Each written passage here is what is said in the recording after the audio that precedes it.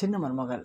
So எல்லா விஷயமே இப்போது ஈஸ்வரிக்கு தெரிஞ்சது மட்டும் இல்லாமல் ஈஸ்வரி எல்லாத்தையும் ராஜாங்கத்திட்ட சொல்லிட்டாரு. ராஜாங்கம் தெரிஞ்ச உடனே சேதுவை கூப்பிட்டு கண்டபடி திட்டுறாங்க. ஏண்டா உன்னை போய் புல்லுன்னு நினச்சேன் நான். ஒரு புல்ல அப்பனுக்கு இந்த அளவுக்கு ஒரு அசிங்கத்தையும் துரோகத்தையும் பண்ண மாட்டான். ஆனால் நீ நல்லாவே எனக்கு பண்ணிட்ட. உன்னை என் புள்ளைய நினைக்கிறதுக்கு நான் ரொம்ப கேவலமாக நினைக்கிறேன். ச்சே, உன்ன மாதிரி ஒரு புள்ளைய நான் பெற்றதுக்கு ரொம்ப பாவம் பண்ணியிருக்கேன்டா. இதுவே கடைசியாக இருக்கட்டும். இனிமேல் நீ செத்தா கூட என் மூஞ்ச முழிக்காத அப்படின்னு சொல்லி ராஜாங்கம் சேதுவை எந்த அளவுக்கு நோகடிக்க முடியுமோ அந்த அளவுக்கு நோகடிச்சு பேசிட்டு போயிடாரு. அதை கேட்ட சேது ரொம்பவுமே பார்த்தோம்னா நடு வீட்டில் உட்காந்து கதறி அழுகுறாரு. ச்சே, அப்பா தன்னை புரிஞ்சிக்கவே இல்லையே. ஏம்மா அப்பா அப்படி இருக்காரு? நான் எதுக்காக பண்ணேன்? நான் என்ன வேணும்னு பண்ணேன்? அப்போதைக்கு தமிழ்ச்செல்வியும் அவன் குடும்பத்தினரும் எல்லாமே நமக்கு ரொம்ப ஆறுதலாக இருந்தாங்க. அப்போதைக்கு பாவம் கஷ்டப்படுறாங்களேன்னு சொல்லி நான் ஹெல்ப் பண்ணேன். அப்பா என்னம்மா சொல்லியிருக்காரு? எப்போதுமே நமக்கு தெரிஞ்சவங்க கஷ்டப்பட்டால் கண்டிப்பாக நாம தான் அவங்களுக்கு உதவி பண்ணணும்னு சொல்லியிருக்காரு. அதே மாதிரி தான் நானும் அவங்களுக்கு உதவி பண்ணேன். இது தப்பாம்மா அப்படின்னு சொல்லி கேட்டு அழுகுறாரு. உடனே மோனா சொல்கிறாங்க, தப்பு இல்லைப்பா. ஆனால் அப்பா இப்போதைக்கு உன் மேலே கோபமாக இருக்காரு. அதனால் இப்போது நீ பண்ணுற எல்லாமே தப்பாக தெரியுது. அதோட இப்போது அவர்கிட்ட உன்னை பற்றிலாம் தப்பு தப்பாக சொல்லி வைக்கிறாங்க. அதுதான் இந்த பிரச்சனைலாம் காரணம். கண்டிப்பாக அப்பா உன்னை புரிஞ்சுப்பார். நீ எதுவும் ஃபீல் பண்ணாதன்னு சொல்லி மோகனா சமாதானப்படுத்துகிறாங்க. இருந்தாலும் சேதுவால் அதை ஏற்றுக்கவே முடியல. தான் அப்பா தான் மேலே எந்த அளவுக்கு நம்பிக்கை வச்சுருந்தாரு. ஆனால் அந்த நம்பிக்கையை நானும் கெடுத்துட்டேனே, இது எவ்வளோ பெரிய தப்பு தெரியுமா அப்படின்னு சொல்லி சேது ரொம்பவே ஃபீல் பண்ணுறாரு. ஈஸ்வரிக்கு ரொம்ப சந்தோஷமாக இருக்குது. பரவாயில்ல, நம்ம நினச்ச மாதிரி எல்லாம் நடந்து முடிஞ்சிச்சு. இப்போது காற்று நம்ம பக்கம் அடிக்குது. சூட்டோட சூட்டாக நம்ம இன்னொரு விஷயத்த பண்ணணும். அதை மட்டும் கரெக்டாக பண்ணி முடிச்சிட்டோம் அப்படின்னா கண்டிப்பாக சேதுவால் இனிமேல் ராஜாங்கத்து பக்கம் நெருங்கவே முடியாது. அது மட்டும் இல்லாமல் தமிழ்ச்செல்வியாலும் இனிமேல் சேதுவை நெருங்கவே முடியாது அப்படின்னு சொல்லிட்டு ஈஸ்வரி நேராக போயிட்டு சேதுகிட்ட பேசுகிறாங்க.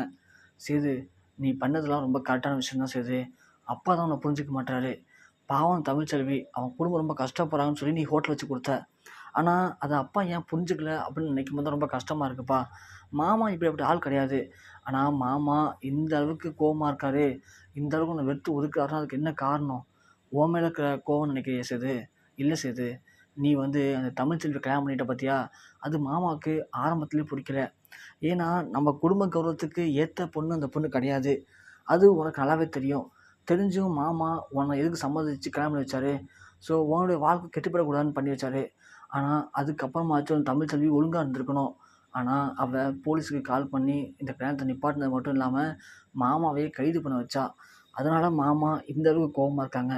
அதனால் சேது, இந்த வீட்டில் அந்த தமிழ்ச்செல்வியை பார்க்குற வரைக்கும் மாமா கண்டிப்பாக உன் மேலே கோவமாக தான் பேசுவார், கோவமாக தான் இருப்பார். அவர் இந்த தமிழ்ச்செல்வியை பார்க்காம இருந்தார் அப்படின்னா கண்டிப்பாக நீ பண்ண தப்பை எல்லாத்தையும் மறந்துடுவார். உன்கிட்ட எப்போதும் போல பேசுவார் சேது. அதுக்கு நீ பண்ண வேண்டிய விஷயம், இந்த தமிழ்ச்செல்வி இந்த வீட்டில் இருக்கக்கூடாது. இல்லைனா தான் அப்பா அவங்ககிட்ட பேசுவார், பார்த்துக்கோ அப்படின்னு சொல்லி ஈஸ்வரி இங்கே ஒரு பக்கம் கொளுத்தி போகிறாங்க. அதை கேட்ட சேதுக்கும் புரியுது. ஆமாம், அப்பாவுக்கு நம்ம மேலே எந்த கோபமும் கிடையாது. அப்பாவை பொறுத்த வரைக்கும் மூச்சுக்கு 3 வாட்டி சேது சேதுன்னு சொல்லி நம்மளை தான் கூப்பிடுவார். எல்லாத்துக்குமே நம்மளை வச்சு தான் செஞ்சுப்பார். ஆனால் இப்போது அப்பா நம்ம மேலே இவ்வளோ கோவமாக இருக்காருன்னா காரணம் என்ன? அத்தை சொன்ன மாதிரி அந்த தமிழ்ச்செல்வி தான். தமிழ்ச்செல்வியை நம்ம இந்த வீட்டோட துரத்திட்டோம் அப்படின்னா எல்லாமே முடிவுக்கு வந்துடும். தமிழ்ச்செல்வி நமக்கு கிடைச்ச பொக்கிஷம் கிடையாது. தமிழ்ச்செல்வி நமக்கு கிடைச்ச பாவம் மூட்டை. அதனால தான் தொடர்ந்து நமக்கு இப்படி நடக்குது அப்படின்னு சொல்லி சேதுவும் முடிவு பண்ணுறாரு. தமிழ்ச்செல்வி இனிமேல் இந்த வீட்டில் இருக்கக்கூடாது அப்படின்னு சொல்லிட்டு ஈஸ்வரி அதோடு விடலை. ஸோ காற்று தான் நம்ம பக்கம் அடிக்குது. அடுத்து தான் நம்ம இன்னொன்று பண்ணணும்னு சொல்லிட்டு சித்ரா, தாமரை அப்புறம் எல்லாரையும் சாவித்திரி எல்லாரையும் அழைச்சிட்டு நேராக ஊரில் இருக்கிற தமிழ்ச்செல்வி ஹோட்டலுக்கு போகிறாங்க. அங்கே நம்ம செல்லப்பாண்டி, வசந்தி எல்லாருமே சாப்பாடெலாம் போட்டு ரொம்ப அதிகமான கஸ்டமர் தன் பக்கம் பிடிச்சிருக்காங்க. ஹோட்டலு இவங்க எதிர்பார்த்ததை விட ரொம்ப சூப்பராக போயிட்டுருக்கு. ஈஸ்வரி அப்போ தான் நினைக்கிறாங்க, அந்த தமிழ்ச்செல்வி ஏன் இவ்வளோ திமிரா இருக்கான்னா, இங்கே பாருங்கள், சேது எப்படியாப்பட்ட இடத்துல எப்படியாப்பட்ட ஹோட்டல் ஆரம்பித்து கொடுத்துருக்கான்னு சொல்லிட்டு. நல்ல ஒரு ரிச்சான இடம். இந்த இடத்துல எந்த ஹோட்டல் வச்சாலும் ஓடும். அதில் இந்த ஹோட்டலை இவங்களுக்கு வச்சு கொடுத்துருக்கான். ரூ. 1,00,000 செலவு பண்ணி ஹோட்டல் வச்சுருக்கான் போலருக்கு. அதான் ஹோட்டல் நல்லா ஓடுது. அதான் எங்களுக்கு கையில் பிடிக்க முடியல. இந்த தமிழ்ச்செல்வி இவ்வளோ திமிரா பேசுகிறாளே, அதுக்கெலாம் காரணம் இப்போ தானே புரியுது ஏன்னு சொல்லிட்டு. அதனால தான் இவ்வளோ திமிரா இருக்கா அவ. முதல்ல இந்த ஹோட்டலை இந்த இடத்த விட்டு இல்லாமல் பண்ணிட்டோன்னு வச்சுக்கேன், கண்டிப்பாக தமிழ்ச்செல்வி அவருடைய கொட்டம் அடங்கிடும். அப்போ தான் நாம் நிம்மதியாக அந்த வீட்டில் வாழ முடியும் அப்படின்னு சொல்லி இங்கே ஈஸ்வரி முடிவு பண்ணுறாங்க. அது மட்டும் இல்லாமல் நாம் மட்டும் இந்த பிரச்சனை பண்ணோம்னா செட் ஆகாது. தாமரை கொஞ்சம் ஏற்றி விடுவோன்னு சொல்லிட்டு, தாமரை நல்லா பார்த்துக்கோ, இதுதான் அந்த ஹோட்டலு. இந்த ஹோட்டலில் போய் இன்றைக்கி நாம் பேசுகிற பேச்சில் இதுக்கப்புறம் இந்த ஹோட்டலே வேண்டான்னு சொல்லிட்டு அந்த செல்லப்பாண்டியும் வசந்தியும் போயிடணும். அப்படி போனால் மட்டும்தான் தமிழ்ச்செல்வியும் தான் அப்பா அம்மா கஷ்டப்படான்னு சொல்லி அவளும் இந்த வீட்டை விட்டு கிளம்பி போயிடுவா. அப்படி போயிட்டா அப்படின்னா கண்டிப்பாக உனக்கும் சேதுக்கும் இன்னும் கொஞ்ச நாளில் கல்யாணம் பண்ணி வச்சிடலாம், புரியுதா அப்படின்னு சொல்லி தாமரை ஏற்றி விட்றாங்க.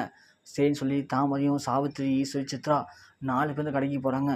போன உடனே அங்கே வசந்தி இருந்துட்டு, அம்மா வாங்கம்மா வாங்கம்மா, நீங்களே இங்கே வந்திருக்கீங்க, ஒரு வார்த்தை சொல்லியிருந்தேன்னா நானே சாப்பாடு எடுத்து வீட்டு வந்துருப்பலாமா அப்படின்னு சொல்ல, அடைச்சி வாயை மூடு, உன் சாப்பாடு சாப்பிட நாங்கள் இங்கே வந்திருக்கோமா, எப்படி ஒரு வார்த்தை சொன்னால் வீடு தட்டி ஓடி வந்துருப்பியா, வெக்கமால உங்களுக்குலாம் இந்த பொழைக்கிறதுக்கு அப்படின்னு சொல்ல வசந்தியால் ஒன்றும் பேசவே முடியல. செல்லப்பாண்டி ஒன்று, என்னம்மா என்ன ஓரா பேசிட்டு இருக்கீங்கன்னு கேட்க, ஆனால் வாயை முட்றா குடிக்கிற பையல, இப்படி கல்யாணம் பண்ணி கொடுத்த பொண்ணை வச்சுக்கிட்டு மருமகனை மறு வீட்டுக்கு கூப்பிட்றங்கிற பேரில் வீட்டுக்கு கூப்பிட்டு அவன் தாசா பண்ணி அவன்கிட்ட காசை பிடுங்கி அதில் ஹோட்டல் வச்சு அந்த ஈனப்போல பொழைச்சி சாப்பிட்ற உங்களுக்கெல்லாம் பேச்சு அப்படின்னு சொல்ல, இங்கே செல்லப்பாண்டியாலையும் வசந்தியாலையும் எதுவுமே பேச முடியல. அம்மா தவறாக பேசாதீங்க, அப்போல்லாம் இல்லை, மாப்பிள்ளையை தான் வச்சு கொடுத்தாரு, நாங்கள் வேண்டான்னு தான் சொன்னோம் அப்படின்னு சொல்ல, அவன் வேண்டான்னு சொன்னீங்க, அவன் வச்சுருந்தான்னு சொன்னோமே வாயை அடிச்சுட்டு அவன் பின்னாடியே போயிட்டீங்களா, வெக்கமா இல்லையா உங்களுக்குன்னு சொல்லி அசிங்கமாக பேசுகிறாங்க. அதெல்லாம் கேட்டு இங்கே வசந்தி செல்லப்பாண்டியாலும் கேட்க முடியல.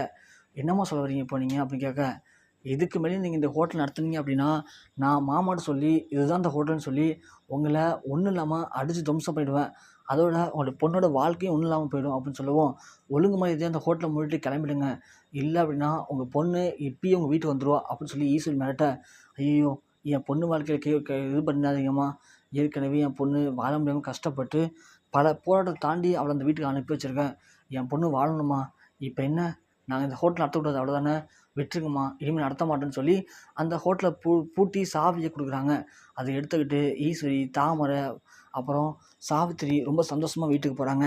இங்கே ஒரு பக்கம் போஸு எப்படியும் சேது விடக்கூடாது, இன்றைக்கி கண்டிப்பாக சேது குடிப்பான், குடிக்கும்போது சேதுக்கு ஒரு விஷத்தை கலந்து கொடுத்துட்டோம் அப்படின்னா கண்டிப்பாக சேது கதை முடிஞ்சிடும், அப்பா திட்டாருங்கிற கோவத்தில் சேது விஷம் குடிச்சான்னு சொல்லி இந்த சாப்டரை க்ளோஸ் பண்ணிட்டோம் அப்படின்னா அதுக்கப்புறமா இந்த குடும்பத்துடைய மிக முக்கியமான வாரிசு நம்ம மட்டும்தான், இந்த சொத்து எடுத்து நம்மளே ஆட்டியை போட்டலாம்னு சொல்லி போஸ் முடிவு பண்ணுறான். முடிவு பண்ணிவிட்டு இதை ஈஸ்வரின்னு சொல்ல ஈஸ்வரிக்கு ரொம்ப சந்தோஷமாக இருக்குது, அப்பா இப்போ தான்டா நீ என் பிள்ளையா நல்ல ஒரு விஷயத்த முடிவு பண்ணியிருக்க, அதை செய்யும் முதல்ல அப்படின்னு சொல்கிறாங்க. அதே மாதிரி சேதுவும் நைட்டான உடனே போஸை கூப்பிட்றாங்க. போஸு எனக்கு சரக்கு வேணும் உடனே இப்போது, எப்படி ரெடி பண்ணி கொடு அப்படின்னு சொல்லவும், உடனே போஸு என்னென்ன உனக்கா நான் அதை கூட பண்ண மாட்டேனா, இந்த வரேன் இது அப்படின்னு சொல்லிட்டு போயிட்டு விஷம் கலந்த சரக்கை எடுத்து வந்து நம்ம சேதுகிட்ட கொடுக்குறாரு. சேதுவும் அதை கவனிக்காமல் போதையில் குடிச்சிட்டு தான் அப்பா இப்படி பண்ணிட்டாரு, அப்படி பண்ணிட்டாரு, இனிமேல் நான் உயிரோடு இருக்க போகிறதே கிடையாதுன்னு சொல்லி ரொம்ப ஃபீல் பண்ணுறாரு. குடித்த கொஞ்ச நேரத்துலேயே அவருக்கு வாந்தி மயக்கம் ஏற்பட்டு சேது மயங்கி விழுறாரு. அதை பார்த்து கருப்பு, மாப்பிள்ளை என்னாச்சு மாப்பிள்ளைன்னு தூக்குறாரு. பேச்சு மூச்சு இல்லாமல் இருக்க சேது பார்த்து கதறி அழுகுறாரு. உடனே அங்கேருந்து வீட்டிலேருந்து எல்லாம் ஓடி வராங்க. என்னாச்சு சேதுன்னு கேட்கும்போது சேது குடிச்சிட்டு மயங்கி விழுந்துட்டான், பேச்சு மூச்சு இல்லைன்னு சொல்லவும் உடனே ஹாஸ்பிட்டல் தூக்கிட்டு போகிறாங்க. ஹாஸ்பிட்டல் தூக்கிட்டு போயிட்டு அங்கே செக் பண்ணி பார்க்கும்போது தெரியுது சேது விஷம் குடிச்சிருக்காரு அப்படின்னு சொன்ன உடனே எல்லாருமே ரொம்ப ஃபீல் பண்ணுறாங்க, பயங்கரமாக அழுகுறாங்க. உடனே அந்த இடத்துல ஈஸ்வரி, போஸ்லாம் சொல்கிறாங்க, ஆமாம் சேது காலேருந்து புலம்பிகிட்டே இருந்தார், தான் அப்பா என்னை தட்டிட்டாரு, அதுக்கெலாம் முக்கியமான காரணம் தமிழ்ச்செல்வி தான், தமிழ்ச்செல்வி பண்ண அந்த மோசமான விஷயத்தினால எங்கள் அப்பா தன்னை வெறுத்துட்டாரு, இனிமேல் நான் உயிரோடு இருக்கிறதுலேயே அர்த்தம் இல்லைன்னு சொல்லி புலம்பிட்டு இருந்தார், எல்லாத்துக்கும் காரணம் தமிழ்ச்செல்வி தான், தமிழ்ச்செல்வி இந்த வீட்டில் இருக்கிற வரைக்கும் நம்ம சேது அவளை பார்த்து ஏதாவது ஒன்று இப்படி தான் தவறான முடிவு எடுப்பான் அப்படின்னு சொல்லி எல்லாருமே ஏற்றி விட நேராக அப்பத்தாவும் ஈஸ்வரன் வீட்டுக்கு போகிறாங்க. போனோடனே அப்பத்தா, தமிழ்ச்செல்வி நீ இந்த வீட்டில் இருக்கக்கூடாதுக்கப்புறம், நீ இருக்கிற வரைக்கும் என் பேர பிள்ளைக்கும் என் மகனுக்கும் தேவையில்லாத மன உளைச்சல் தான் அப்படின்னு கத்துறாங்க. அதை பயன்படுத்திக்கிட்ட ஈஸ்வரி, தாமரை, சாவித்திரி எல்லாருமே சேர்ந்து தமிழ்ச்செல்வி இந்த வீட்டில் இருக்கவே கூடாது, அவள் இருந்தான்னா சேதுவிற்கு ஆபத்து, அவன் இந்த வீட்டில் இருக்க தேவைன்னு சொல்லி தமிழ்ச்செல்வியை அடித்து வீட்டை விட்டு வெளியே துரத்துறாங்க. இப்போது தமிழ்ச்செல்வி வீட்டை விட்டு வெளியில் போகிறாங்க. தாமரை, ஈஸ்வரி, சாவித்திரி நினச்ச மாதிரியே இப்போது குடும்பத்தை ஒட்டுமொத்தமாக ஒன்றும் இல்லாமல் ஆக்கிட்டாங்க. தமிழ்ச்செல்வி வெளியே துரத்தியாச்சு, ஹோட்டலை இழுத்து மூடியாச்சு, சேது இப்போது உயிருக்கு ஆபத்தான நிலையில் மருத்துவமனையில் இருக்கார். இப்போது இவங்க பிளான் பண்ண மாதிரி எல்லாமே பக்கவாக நடக்குது. ஸோ கண்டிப்பாக போகிற போக்கில் சேது தமிழ்ச்செல்வியை பற்றி புரிஞ்சுக்கிட்டு இவங்க 3 பேருடைய கொட்டத்தையும் அடக்குவாரா அப்படிங்கிறத பொறுத்து வந்து பார்க்கலாம்.